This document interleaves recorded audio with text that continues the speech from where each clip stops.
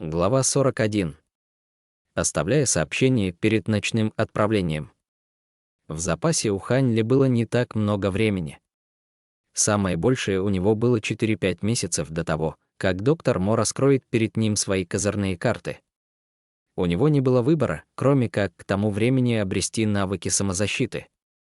Поэтому он решил изучить только наиболее простые и наиболее легкие секретные техники, которые можно было применить немедленно. Более трудные были временно отложены в сторону.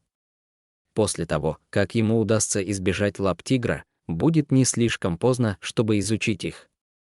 Это значительно сокращает время его тренировок, позволяя тем самым быстро и мастерски освоить множество более простых техник. Мысленно Хань Ли понимал. Даже если он сможет полностью изучить этот стиль, не факт, что он сможет соперничать с доктором Мо. Если бы доктор Мо не сдерживался, то его сила была сопоставима даже с силой прославленного правителя этих земель. Хань Ли не знал, сколько свирепых и опасных приемов не было использовано в их прошлую встречу. Он боялся, что навыки, продемонстрированные тогда доктором, могли оказаться лишь малой частью его истинной силы. Из-за размышлений о чудовищной гибкости доктора холодок закрался в душу Хань Ли. Он прекрасно понимал, что отрезок времени, который был у него в запасе, чертовски мал, и что любая угроза, которую он мог противопоставить доктору, была малой, почти незначительной, но все же Хань Ли не мог пустить все на самотек и сидеть сложа руки. Хань Ли знал, что если ему придется поднять руку на доктора Мо, у него будет всего одна попытка. Скорее всего, доктор Мо смотрит на него свысока. Только рассчитывая на небрежность Мо в отношении своего ученика, Хань Ли мог застать его врасплох, чтобы получить шанс выжить. За следующие несколько дней Хань Ли закончил запоминать содержание всех книг по стилю мерцающего меча. Из книг он выбрал техники, которые будут для него наиболее полезны. Он начал исследовать их, попутно размышляя о тренировках, которые дадут самые быстрые результаты. Он ломал голову в течение нескольких дней. Перед ним лежал список техник и методов тренировок. За такой короткий срок он смог выполнить такую сложную задачу, что заставляло его гордиться своей экстраординарной эффективностью. Вторую половину месяца Хань Ли разбирался с тривиальными делами, тщательно готовясь, пытаясь удостовериться, что ни о чем было волноваться. В первую очередь он вернул книги Ли Фэю и воспользовался возможностью, чтобы рассказать ему о столкновении со шпионами из бригады «Одичавшего волка», а также раскрыть личность кухонного стюарда. Услышав это, Ли Фэю был приятно удивлен. Он схватил Хань Ли за плечи и повторял: «Хороший брат», ведь он оказал ему такую услугу, не потребовав ничего взамен. Это его очень тронуло. Однако он и не предполагал, что сейчас жизнь Хань Ли была чрезвычайно занятой. Как он мог думать о поимке шпиона? Рассказав о нем Ли Фэю, он не только избавился от одной проблемы, но еще и оказал услугу старшему ученику, при этом ему это ничего не стоило. Что Хань Ли имел против этого? Закончив дела с Ли Фэю, Хань Ли нанес визит самым умелым кузнецам секты. Он тогда заказал несколько кинжалов и тайно попросил несколько незначительных модификаций. Кроме того, он заказал несколько непонятных и на вид бесполезных предметов, включая несколько малых изящных колоколов. Также он попросил, чтобы все было сделано как можно быстрее. В результате Хань Ли потратил уйму серебра, что заставило его немного страдать. Несколько дней спустя Хань Ли забрал свой заказ.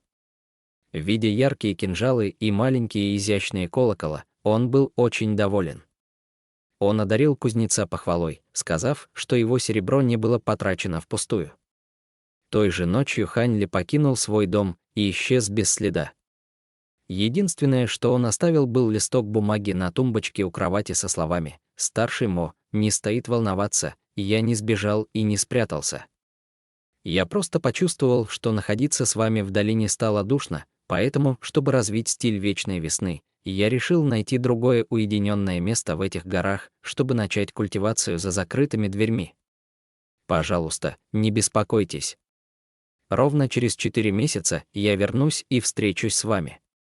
С уважением, Хань Ли, сидя в своем кресле и читая это вслух, Доктор Мо спокойно смотрел на листок в своей левой руке, лицо его было чернее тучи. Рядом, на столе, была записка от кузнеца, подробно описывающая последний заказ Ханьли. Сейчас доктор Мо слегка постукивал по столу пальцем своей правой руки. Тук-тук, единственный звук отзывался эхом. Внезапно он холодно фыркнул. Бумага в его руке, превращенная в пепел, колыхалась от движения воздуха. Он встал и, хромая, стал бродить по комнате. Лоб доктора был сморщен. Несколько раз прошагав взад и вперед, он остановился и сказал себе: «Маленький ублюдок, хотя я не знаю, что за хитрый план ты придумал, но ты от меня не сбежишь, независимо от того, какой трюк ты выкинешь. Ты слишком мне нужен, чтобы я позволить чему-то произойти». Закончив говорить, он внезапно развернулся и подошел к окну. Из его рта раздался длинный и низкий свист. Тут же в окно влетела маленькая желтая птичка. Она сделала несколько кругов по комнате, прежде чем сесть на плечо доктора. Маленькая птичка твердо стояла. Она нежно потерла клювом о его лицо, издав мелодичный звук. «Хорошо, я знаю, что ты голодна. Держи, это твоя любимая гранула желтого каштана». Наблюдая за птичкой, на лице доктора появились следы безумно любящей улыбки. Он вынул из кармана желтый шарик корма для птиц и дал его ей. «Лети. Все как прежде. Упорно следуй за тем человеком. Если он покинет горы, немедленно вернись ко мне, будто с человеком», — заговорил с ней доктор. Поев, птичка взволнованно проворковала и облетела комнату. Услышав его слова, она вылетела в окно и исчезла в небе. ХМФ. Под наблюдением облачно-крылой птицы, которая, как известно, летает быстрее, чем летящая стрела. «Интересно, что ты сможешь выкинуть», — мрачно произнес доктор. 4 месяца. Я буду ждать дня твоего прибытия. Кажется, мой план будет успешен. Кто сможет помешать моему успеху? Если кто-то помешает моим планам, то я убью его. Если мне помешает Бог, то и он умрет. Если помешает Будда, то Будда умрет. Ха-ха-ха-ха. Дико рассмеялся доктор Мо с глазами, полными безумия. Глава 42. Крылатая облачная птица. Ты слишком самовлюбленный. Этот щенок очень ярок, и он определенно из тех, кто ничего не пожалеет для достижения своих целей. Цыплят по осени считают, а сейчас лучше внимательно следить за своими делами, чтобы меньше пострадать. Угодив в руки этому щенку, вдруг голос юноши зазвенел в голове доктора Мо.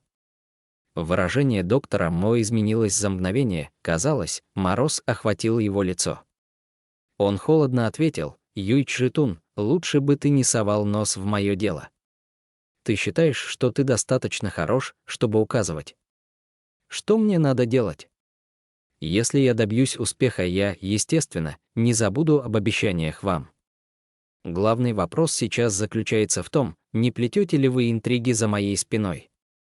Не утаиваете ли вы от меня некоторые важные части совершенствования искусства в надежде, что со мной случится несчастный случай?» С подозрением ответил доктор Мо. Голос молодого человека, казалось, немного испугали доктора Мо, и он поспешно заверил: «Может быть, здесь какая-то ошибка. Вы уже проверяли это на животных. Кроме того, который умер из-за незнания искусства, остальные же выживают. Немного неудачных экспериментов не помешает вашим планам, не так ли? ХММ. Это всего лишь случайность. Жаль, что я не могу совершенствоваться. Если бы не тот случай, то мои шансы на успех были бы гораздо больше». Как только доктор Мо услышал это от таинственного голоса, то последние его сомнения растаяли. Закончив последнее предложение, таинственный голос умолк, как будто это был урок, после которого доктор Мо начал бешено бормотать что-то себе под нос. Вследствие этого вся комната заполнилась жуткой атмосферой. В этот момент Хань Ли скрывался в пещере. Эта пещера была еще более скрытная и отдаленная, чем место встречи с Ли Фэю.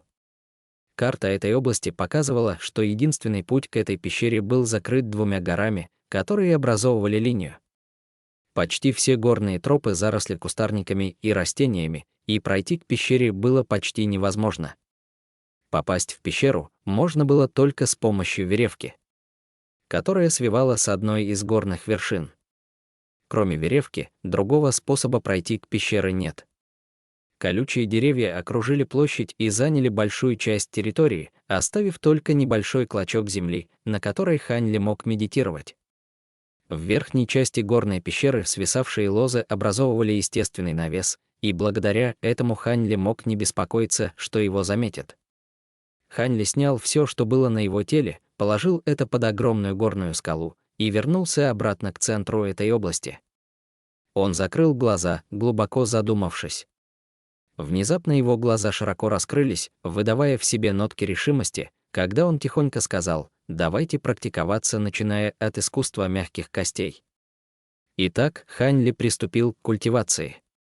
Но он не чувствовал, что недалеко от него на ветке дерева сидит желтая птица и не отводит от него глаз. Так как Хань Ли не высказывал намерений убежать, птица не улетала к своему хозяину. С первого взгляда можно было понять, что в пещере никого не было. Единственные, кто там жил, это Хань Ли и маленькая желтая птица, которая чистила клювом свои перья, словно забыв о своей миссии. Внезапно серая птица влетела внутрь. Она немного отдохнула на вершине желтой кучи дров перед очередным взлетом. В то мгновение, когда желтая птица увидела серую птицу того же вида перед ней, ее выражение было похоже на человеческое презрение. Только что прилетевшая маленькая птичка стояла на одной ноге и осматривала окрестности. Увидев желтую птицу, она расправила крылья, желая перелететь через нее. Внезапно случилось что-то непредвиденное. Как из ниоткуда появилась желтая птица и попыталась схватить серую. Это внезапное появление вызвало у серой птицы ужас. Она напрасно пыталась бороться, вися на волоске от смерти. Несмотря на сопротивление, ей не удалось вырваться на свободу. В этот момент маленькая птичка поняла, что была ошибочно принята за юношу, который сидел на куче желтых дров. У него был мрачный и очень заурядный вид. Кроме его ясных глаз, у него не было никаких особенностей. Юноша слегка улыбнулся, глядя на борющуюся в руках птицу. Когда он, наконец-то, устал, он показал свои ладони и как бы мягко сказал: «Ты можешь лететь. В следующий раз не будь настолько глупой. Внимательно оглядись, прежде чем отдохнуть». Как только птица обрела свободу, она перестала докучать желтой птице. Она отчаянно взмахнула крыльями и полетела прочь от входа в пещеру. Юноша стоял безмолвно, пристально глядя на улетающую птицу.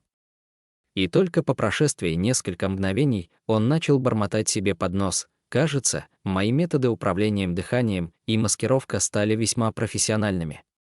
Далее я должен потренировать свои методы убийства». После своего бормотания Хань Ли подошел к небольшому деревянному дому, который он построил, и по пути невольно взглянул на желтую птицу. Он заметил странное поведение этой птицы уже где-то полмесяца назад. Она постоянно крутилась подле него, наблюдая за его действиями, как будто проводила разведку. Когда он впервые увидел птицу, он был сражен и покорен ее интеллектом. Он пытался поймать ее. Но все его попытки, независимо от того, какие методы он использовал, оканчивались неудачей.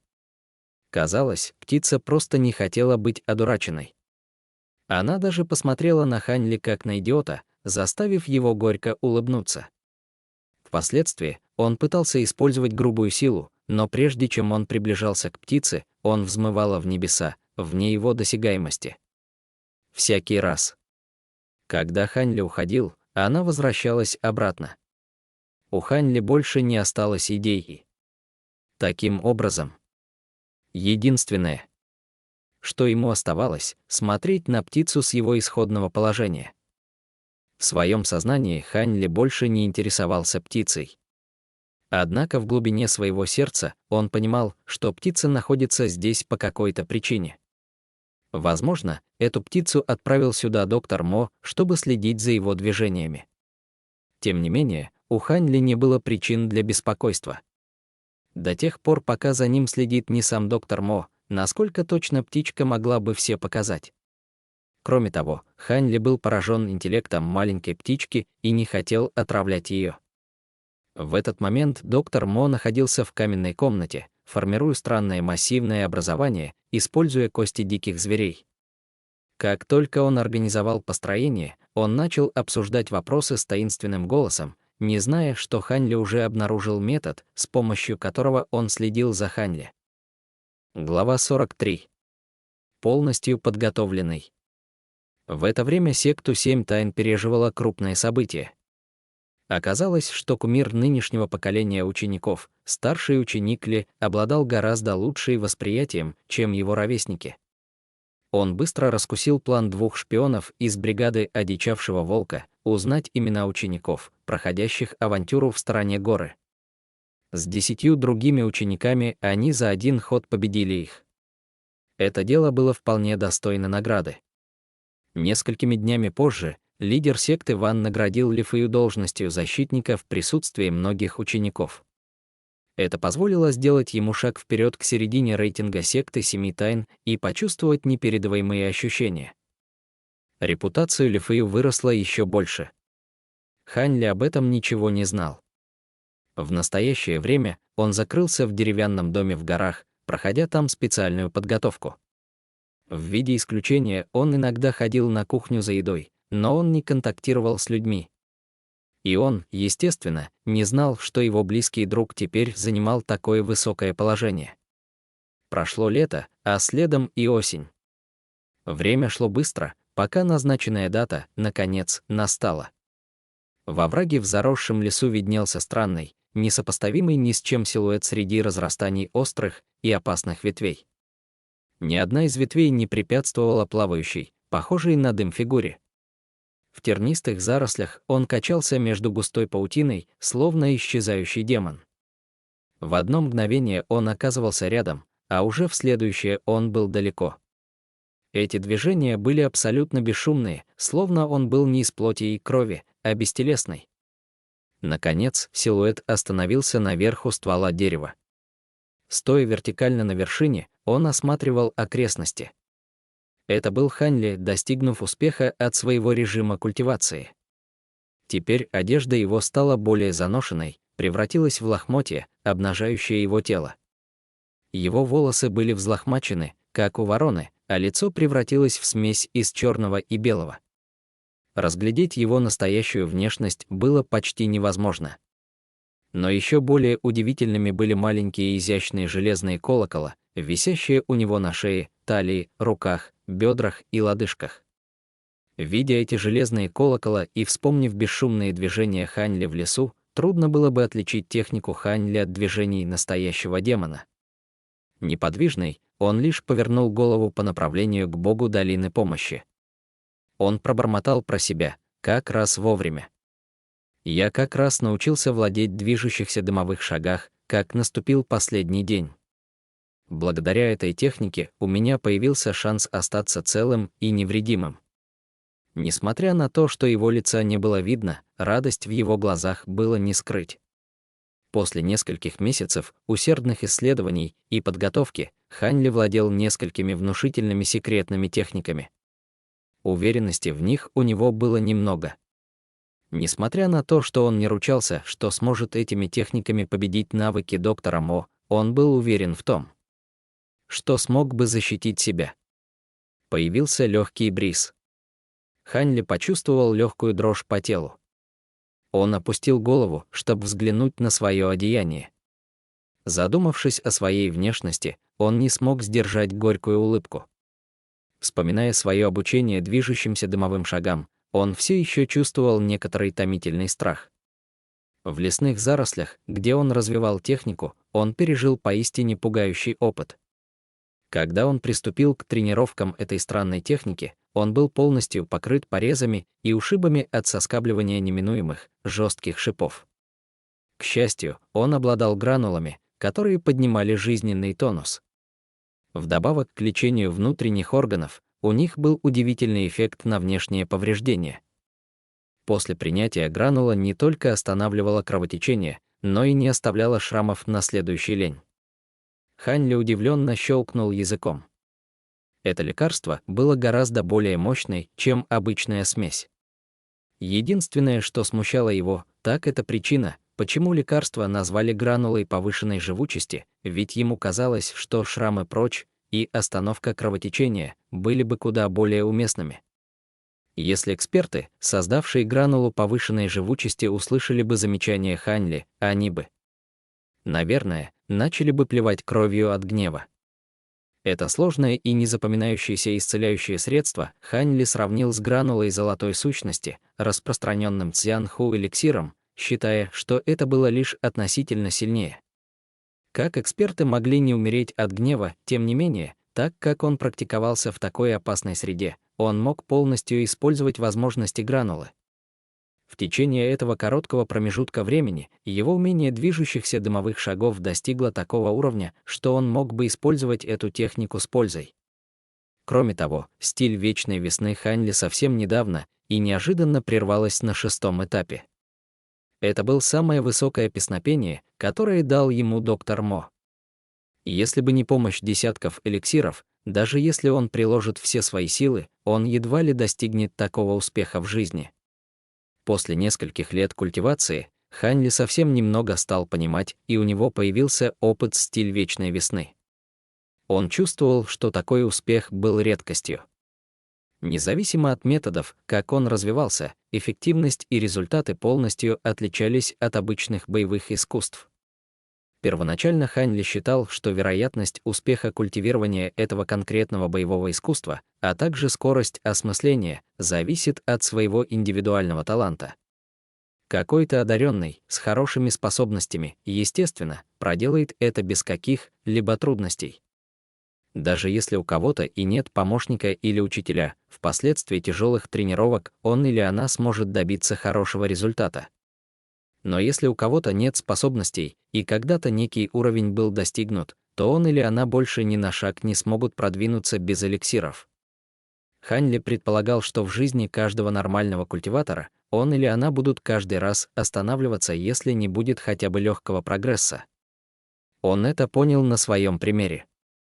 В прошлом он с легкостью смог продвинуться на 3-й этап, но на 4-м этапе он встретился с трудностями и вообще не продвинулся. Однако, если у кого-то есть эликсиры, то невозможное становится возможным, и можно будет прорваться через ограничения из естественных способностей и перейти на следующую стадию. Учитывая это, становилось очевидно, насколько развитие зависело от медицины. Тем не менее, такие, как Хань Ли, которые съедали эликсиры каждый день словно закуски, считались несуществующими во всем мире. Таким образом, было бы разумно сказать, что даже на более тяжелую 5-ю или 6-ю стадию Хань Ли бы с легкостью бы перешел, хоть он и столкнулся с трудностями на 4-м этапе. Развитие 6-й стадии стиля вечной весны сделало Хань Ли более энергичным, а его ум более острым, чем раньше. В настоящее время он не обнаружил каких-либо восхитительных результатов.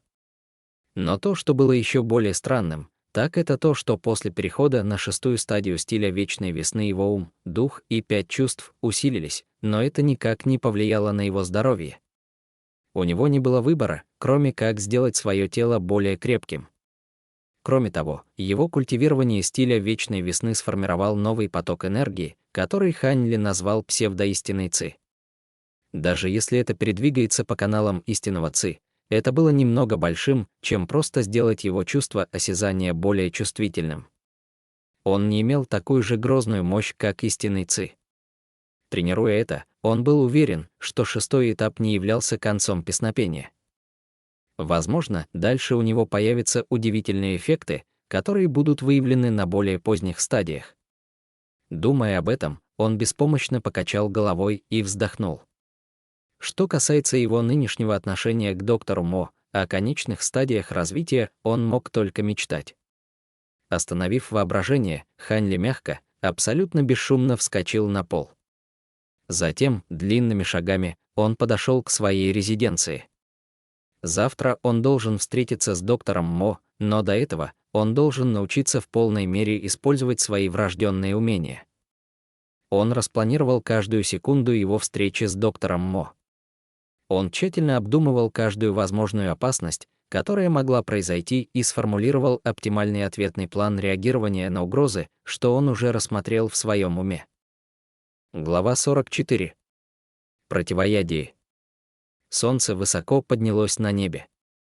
Вопреки нынешнему времени года, началу августа, стояла знойная солнечная жара. Доктор Мо сидел в своей комнате, ерзая.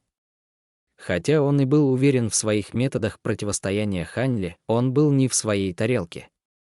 Вдруг раздались звуки шагов, медленно приближающихся к его резиденции. Услыхав знакомый звук, доктор Мо обрадовался. Он наспех бросился открывать дверь. Как и ожидалось, за дверью стояла его долгожданная цель — Хань Ли. Видя, как Хань Ли подошел к нему, доктор Мо отчаянно подавлял свое ликование, но тень улыбки все же виднелась у него на лице. «Неплохо, ты и в самом деле пунктуален. Я действительно счастлив. Видя, что у тебя нет намерений убежать. Это означает, что ты умен. Прежде чем начать нашу дискуссию, давай войдем в дом». Выражение лица у доктора Мо было точь-в-точь, как у пожилого доброжелательного соседа. Улыбка на его лице была сродни цветущему цветку. «Можешь расслабиться, я не ставил никаких ловушек в этом доме», быстро объяснил доктор Мо, увидев настороженность в глазах Хань Ли. «ХМФ. Поскольку я отважился прийти, почему я должен бояться войти сюда?» Немедленно ответил Хань Ли, словно он не мог выдержать ни малейшей провокации. Сказав это, Хань Ли вошел внутрь. Доктор Мо немедленно отошел в сторону, позволяя Хань Ли пройти. Войдя, Хань Ли вытянул руки, пытаясь закрыть дверь, но прежде чем сделать это, он, не повернув голову, вставил: «Если вы посмеете закрыть дверь, я предположу, что у вас есть несколько козырей в рукавах. Нет никакого способа заставить меня обсуждать что-то с вами». Услышав слова Хань Ли, доктор Мо запаниковал. Однако он быстро пришел в себя и оставил дверь открытой. Обеспокоенный, он воскликнул: «Я действительно хочу просто побеседовать с тобой. Я имею в виду без вреда вам. Поскольку ты не готов закрыть дверь, мы просто оставим ее открытой». Сказав это, доктор Мо откинулся на кресло. Доктор Мо и Хань Ли начали молча смотреть друг другу в глаза. Они не виделись в течение полугода, и таким образом они тщательно рассматривали и оценивали друг друга. Доктор Мо упал в глазах Хань Ли. Он выглядел гораздо более старым и сморщенный, как 70-летний старик. Невольно он в сердцах пробормотал: может, сказанное им было правдой. Все. Что он хотел сделать, это восстановить свою жизненную энергию. У него и вправду не было другого, зловещего плана. Может, я намудрил все эти вещи. Когда Хань Ли изучал свое окружение, его ученики быстро заключили контракт. Таинственная фигура с мускулистым телосложением молча стояла в углу, словно труп. Если бы Хань Ли не изучал внимательно каждый уголок, он бы, конечно, не заметил его. Предварительно осмотрев Хань Ли, доктор Мо был очень доволен его состоянием. По существу, он горячо заявил, глядя на теперешнего тебя и сравнивая его с человеком, поступившим в секту в возрасте 10 лет: «Ты очень сильно вырос». Внезапная перемена в разговоре и изменение атмосферы заставили Хань Ли врасплох, заставляя его опасаться намерений доктора Мо. Тем не менее, в своем сердце Хань Ли максимально насторожился. Этот хитрый старый лис, он съел гораздо больше соли по сравнению с рисом Хань Ли. Сделав одно малейшее неверное движение, он, несомненно, попадет в ловушку. Старший Мо, я навсегда запечатлел в своем сердце вашу обо мне заботу и никогда не забуду это. Независимо от вашего запроса, я попытаюсь его выполнить. Выражение Хань Ли потеплело, как будто он вновь стал послушным учеником, каким он был давным-давно. Отлично. Отлично. Ваши слова доказывают, что я не впустую потратил свое время на вас. Ну, позвольте мне посмотреть. Насколько вы прогрессировали в стиль вечной весны. В тот момент доктор Мо, казалось, взять на себя роль доброго учителя. Поднявшись, он сразу попытался измерить пульс Ханьли. Хитрый старый лис, коварный и толстокожий, в сердце выругался Ханьли, шагнув в сторону и избегая руки доктора Мо. «Старший Мо, не спешите так сильно, я могу честно сказать вам, что мой навык стиля вечной весны достиг 4-й стадии. Тем не менее, в первую очередь я хочу, чтобы ты дал мне противоядие от пилюли трупа. После того, как я приму антидот, я дам вам посмотреть на мой прогресс». Ханьли, используя вежливую речь в этом разговоре, Ханьли улыбался. А мои мысли, должно быть, запутались. Моя память уже не так хороша, как раньше. Сначала я хотел вам дать противоядие, но тут вы вмешались, шок украсил его черты лица. Казалось, доктор вспомнил что-то. Он вынул серебряную фляжку из своей мантии и достал обычную на первый взгляд черную таблетку, которую он бросил в сторону Ханьли. Ханьли повел себя неуклюже, и ему едва удалось поймать таблетку, которая летела к нему. Поднеся ее к носу, он понюхал. От таблетки несло пряностью. Он наклонил голову, чтобы посмотреть на доктора Мо, найдя его улыбающимся. Он колебался, сомневаясь в подлинности этого антидота. Однако он не мог избежать принятия антидота, так как пилюли трупа насекомого скоро активируются. Если он сейчас не примет противоядие, это будет равносильно самоубийству. Ханьли полагал, что доктор Мо и дальше будет действовать, осторожно воздержится от подачи Ханьли настоящего антидота. Во время принятия антидота Ханьли посерьезнел, ожидая его лечебного действия. В этот момент доктор Мо был на удивление спокоен. Он начал небрежно беседовать с Ханьли, как будто забыв о его истинной цели. Вскоре Ханьли почувствовал нахлынувшую волну огромной боли, возникшую в животе, но боль быстро утихла. Он быстро осмотрел на свое тело и понял, что пилюля трупа насекомого исчезла без следа. Его сердце наполнилось радостью, и на лице вспыхнула улыбка. Естественно, эти изменения не ускользнули от внимания доктора Мо. Он ждал Ханьли, который заканчивал свой осмотр. С широкой улыбкой на лице он сказал: «Ах, Ханьли, когда я дал вам противоядие, это было для того, чтобы дать вам дополнительную мотивацию.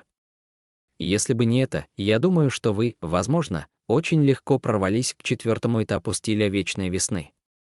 Спасибо за прекрасные намерения доктора Мо.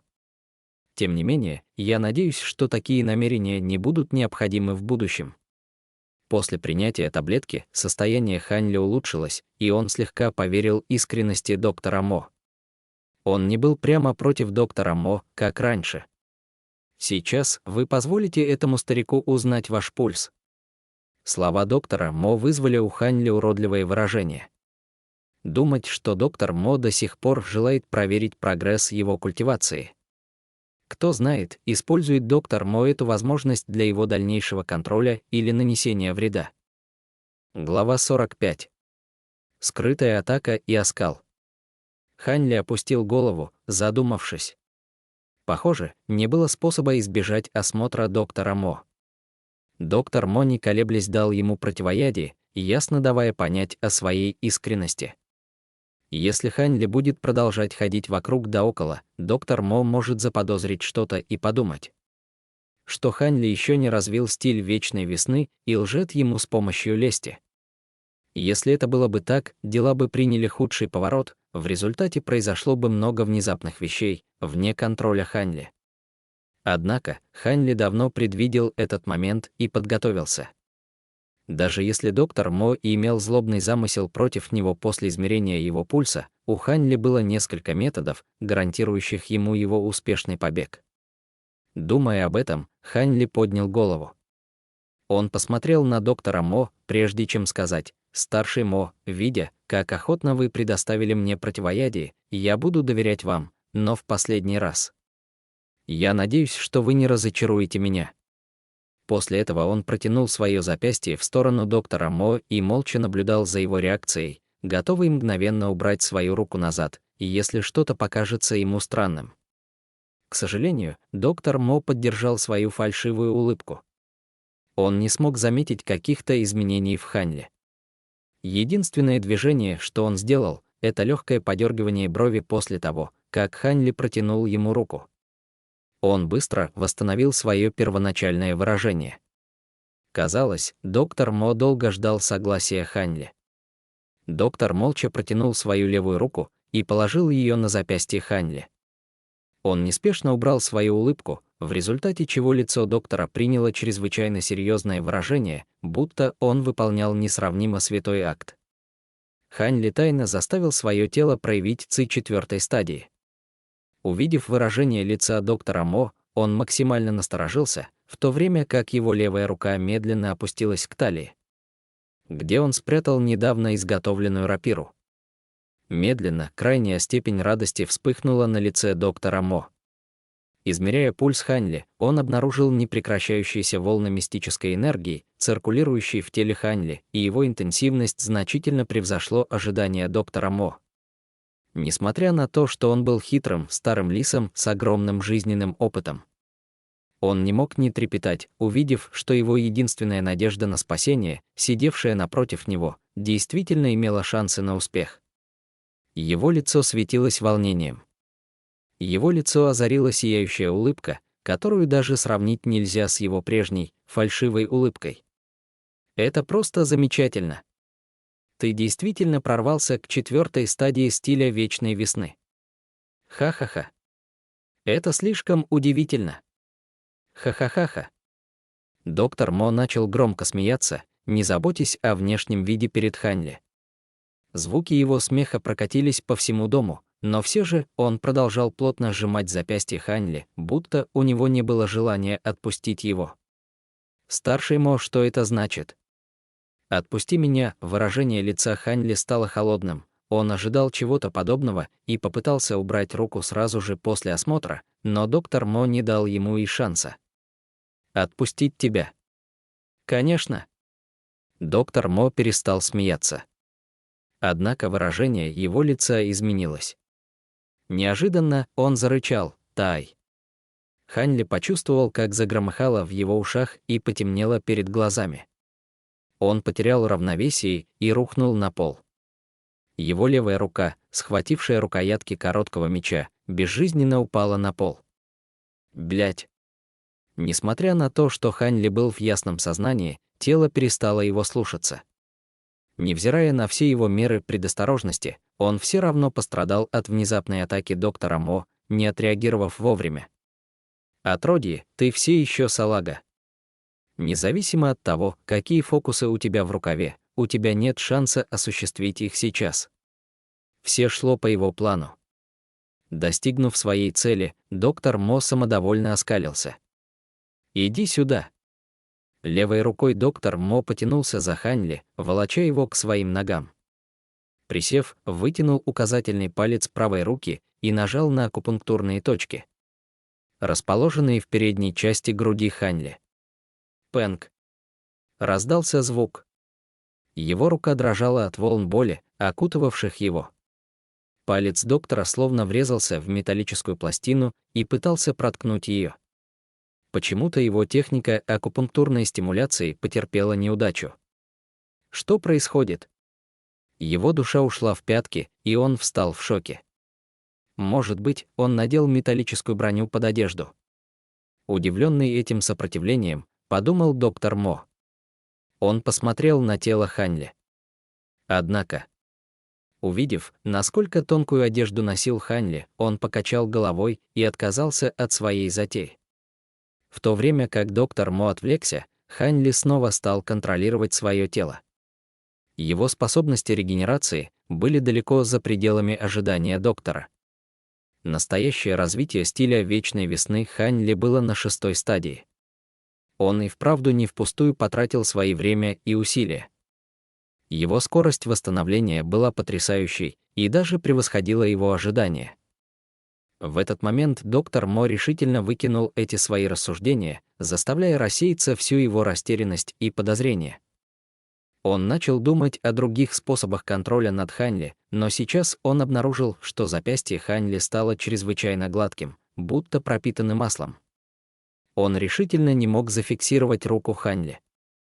Сомнение омрачило его лицо. Он попробовал еще раз, но запястье Хань Ли было похоже на дождевого червя, легко ускользающего из пальцев. Доктор Мо безумел все больше.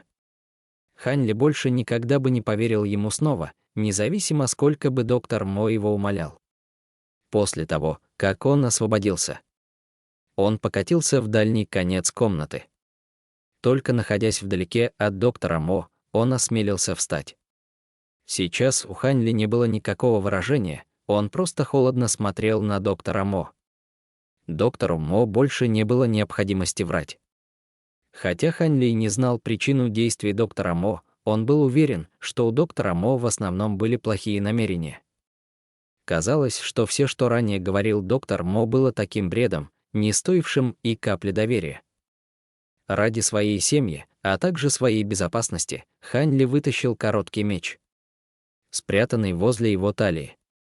Этот меч был всего 2 фута в длину, но невероятно острый. Лезвие его сияло зеленым цветом.